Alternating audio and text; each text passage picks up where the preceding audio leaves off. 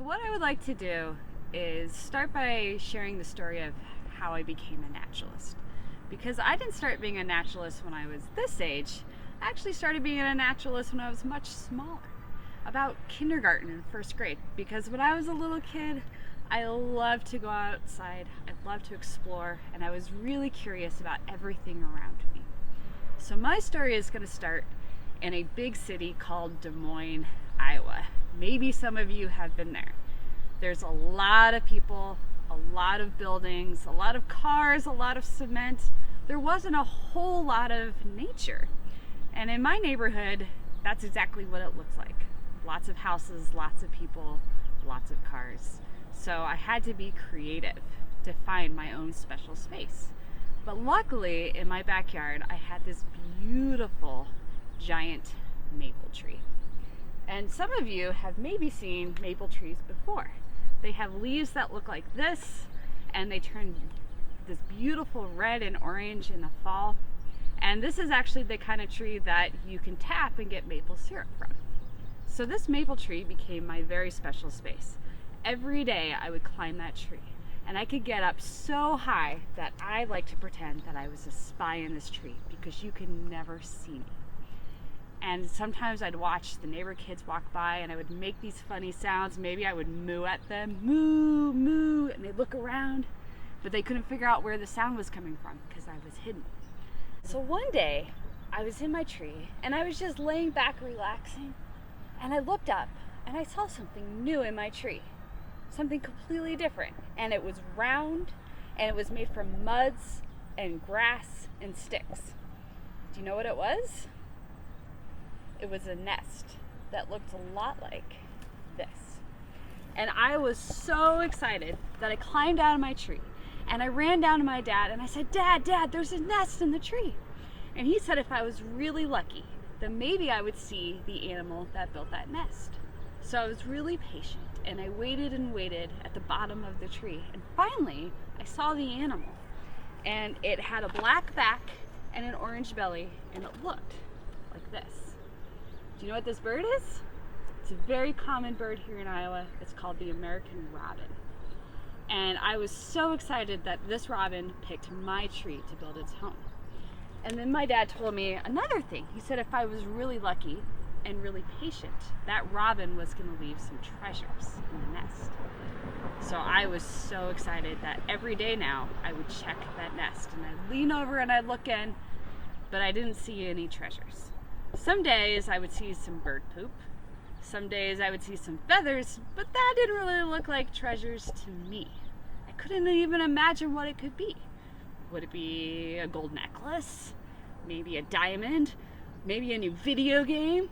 I had no idea. Well, finally, I climbed up my tree and I looked into the nest, and he was right. There was a beautiful blue jewel. It looked like this.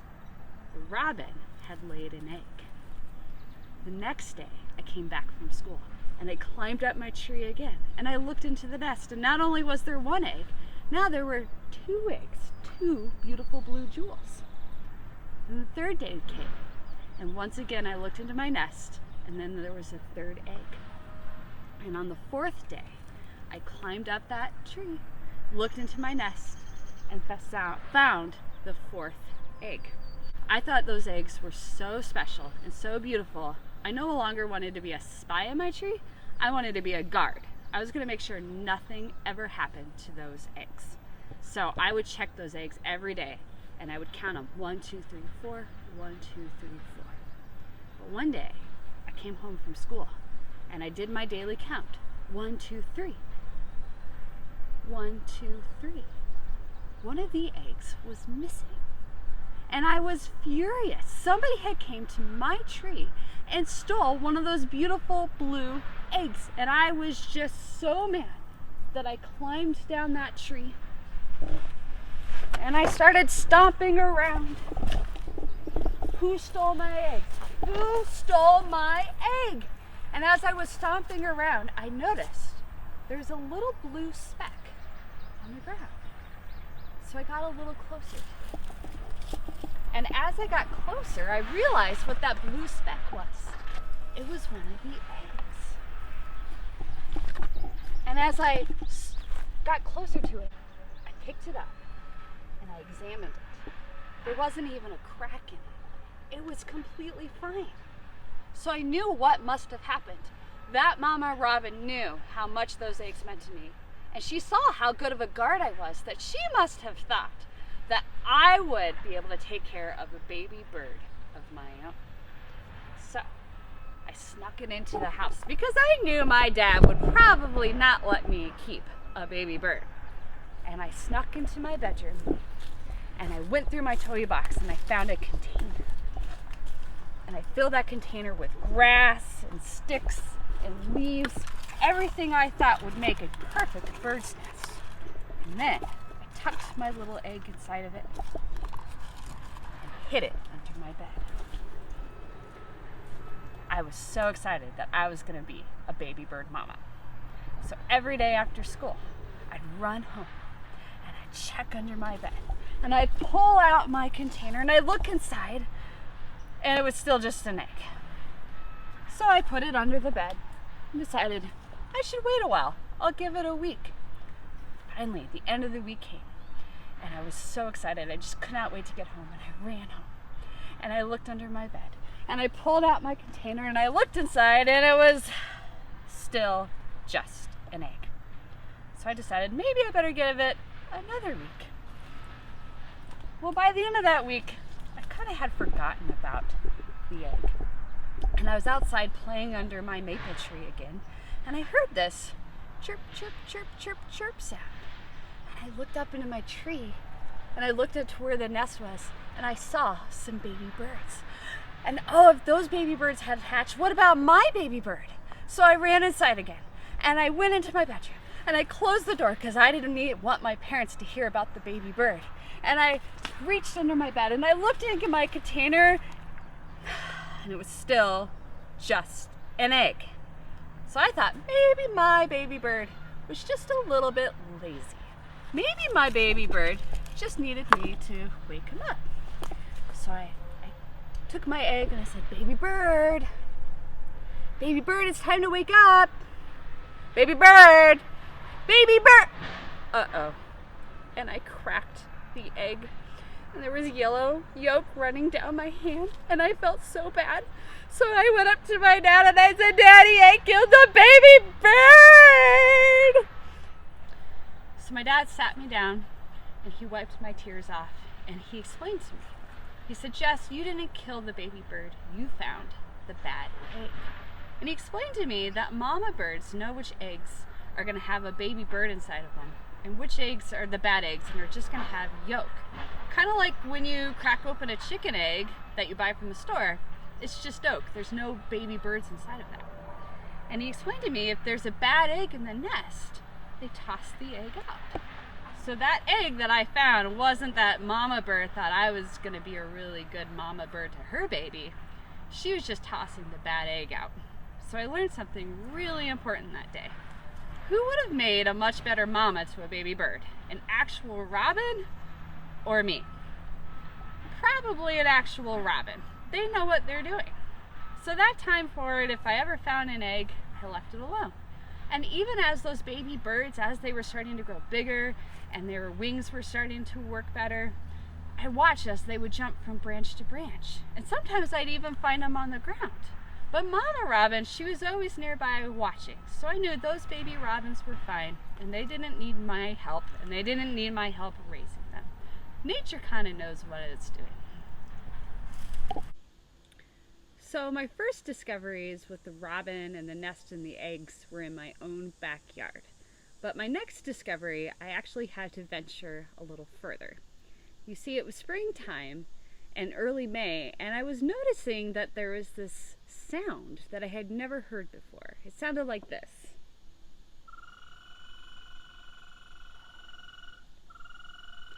And I would hear this noise on and off all day, and it would get really loud, especially around the evening time.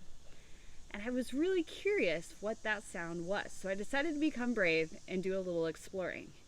So I started walking around the neighborhood, and as I got a little further from my house, I noticed the sound would get a little bit louder.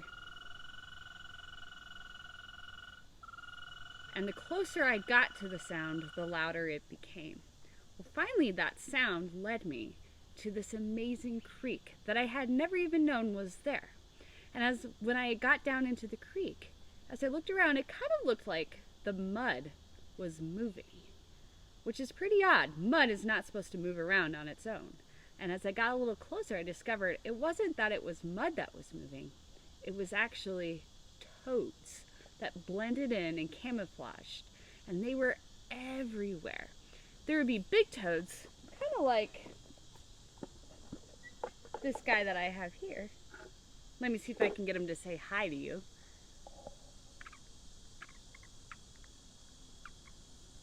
So there's big toads like him, but also everywhere around me were these teeny tiny little toads called toadlets. And there were so many of them, I was almost afraid to step on the ground because I thought I might step on one. And if it wasn't for hearing these guys calling, I would have never have discovered this creek. And the reason why toads call in the springtime is that they are trying to get boyfriends and girlfriends. So that's the sound I was listening to. And I really wanted a pet of my own. But my dad would never let me have pets, so I had an idea. I thought it would be a great idea just to take one of these toads home. So that's what I did. I found a jar, I put him in the jar, and I carried him home.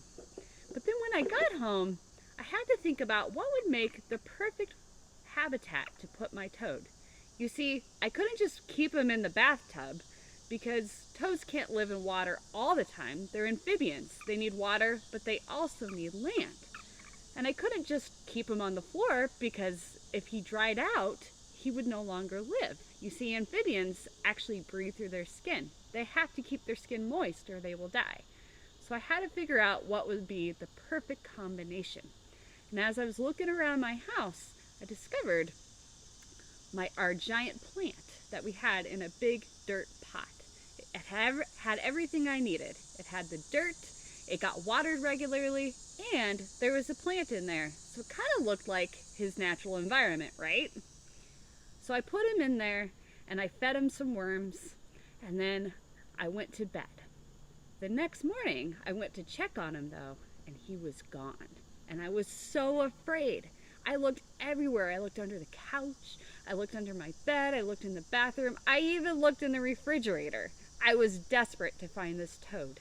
And as I was searching around, I heard the sound again.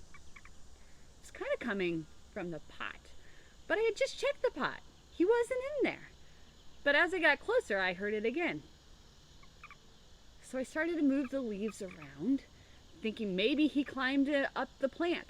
But toads aren't really good climbers like that. It was coming from the dirt.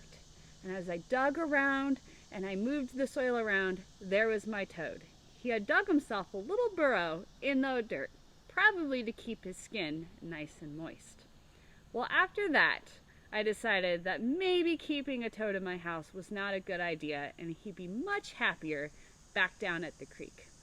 So I carried him back to the creek. I said, "It was nice knowing you. I'll see you soon." And I let him go. And it became my favorite spot to visit. In the springtime, after rains, I could find crayfish in there, some small fish, and all kinds of other little critters. And of course, there was always tons and tons of toads to find. What I'm going to do now is, since we have this toad right here, is I'm actually going to feed him a worm. Because if you were to go to the wild and you watch toads long enough, you'll see that they're constantly looking around, looking for food. So we'll see if we can get this toad to eat for us today.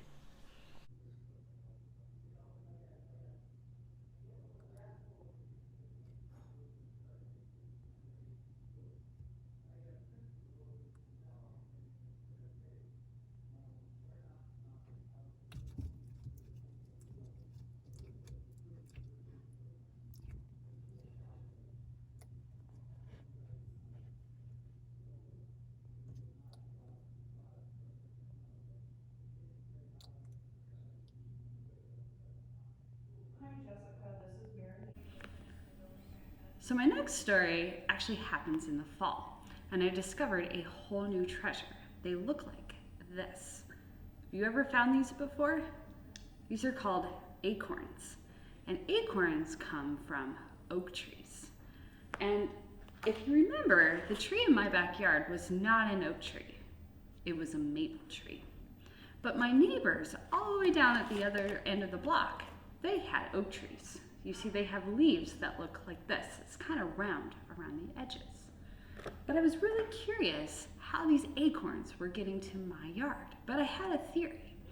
I think in the middle of the night, the oak trees were sneaking over and dropping acorns for me to find. Yeah, my dad laughed when I told him that story, and he said, Jess, oak trees don't go walking around, but if you go walking around, you might discover how those acorns got here. So I took his advice, and as I was walking around, I heard this crazy sound.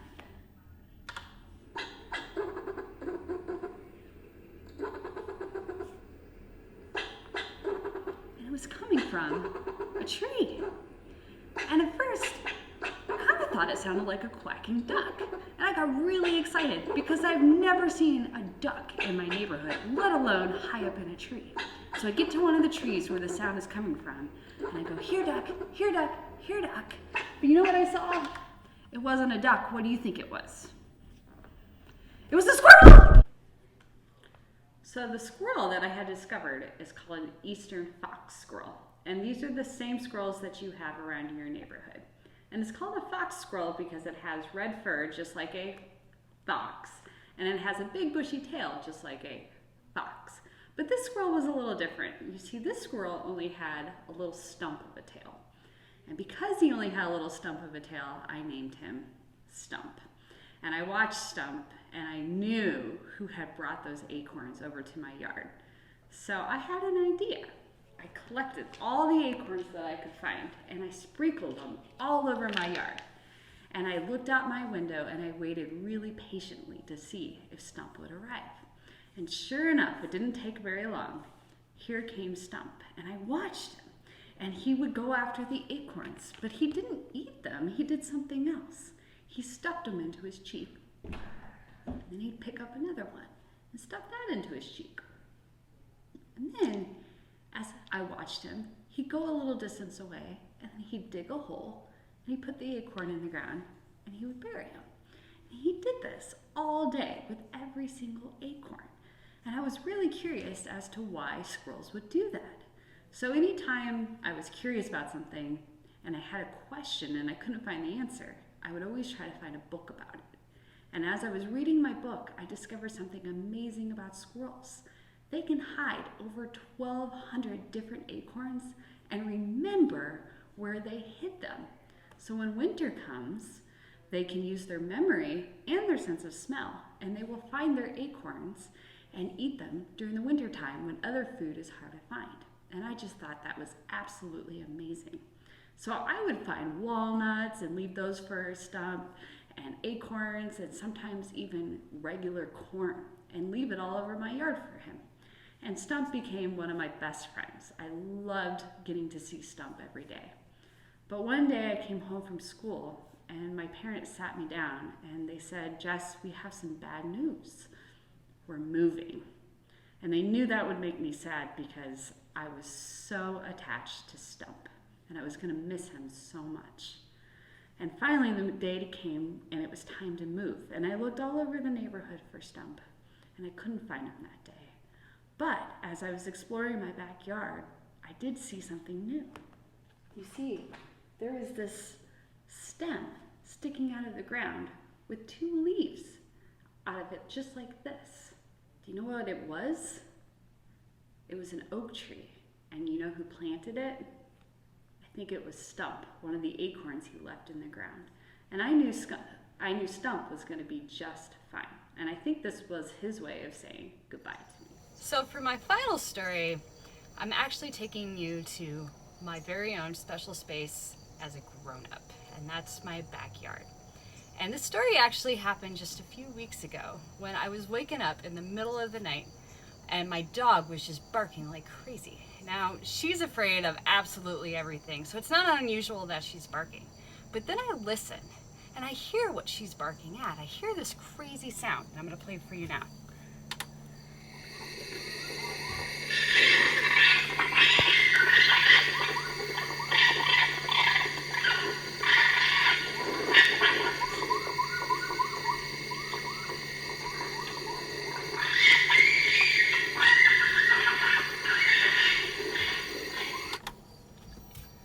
listen to the sound and I already know what it is, but I don't know where exactly it's coming from. So then I listen some more, and once that fighting sound kind of goes away, I hear this squeaking sound, but it's not a squeaking sound that an animal makes. Listen up.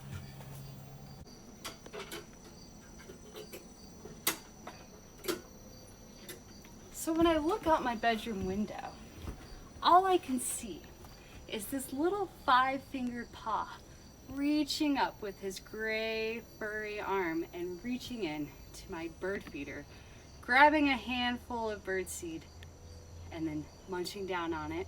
And then a few minutes later, here's the hand again, reaching up and getting more of that birdseed.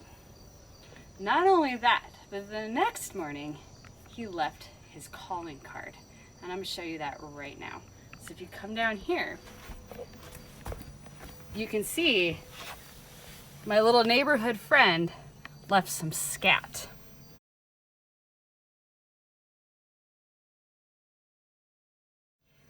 And the scat is also a pretty good giveaway of what this animal is. If you look at it, you can see that there's some seeds in there.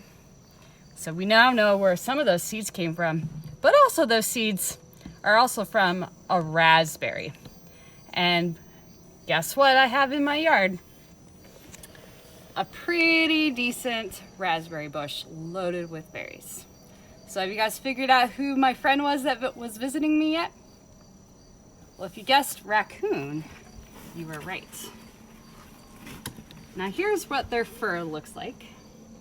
And the dead giveaway of a raccoon is not only do they have pretty thick gray fur with some brown in there, but they have those rings around the trail and that classic black mask. And so Mr. Raccoon was coming here to help himself to some bird food. And that's actually pretty common in urban areas. You can see raccoons all around your neighborhood. They can live in the sewers, they can live in people's attics, in their sheds, in their garages. But my raccoon back here, he's actually has some habitat. So not only do we have some big trees that have cavities, holes in them that they can sleep in, but we also, if we look out here to my view, there's a beautiful wooded area with lots of habitat for him to live. And raccoons in the wild, sometimes they can travel up to 18 miles just to try to find food. But a lot of times, raccoons that live around our neighborhoods, they will only travel maybe a mile or two because food is so easy to find. For example, your garbage cans is a really easy snack to find food.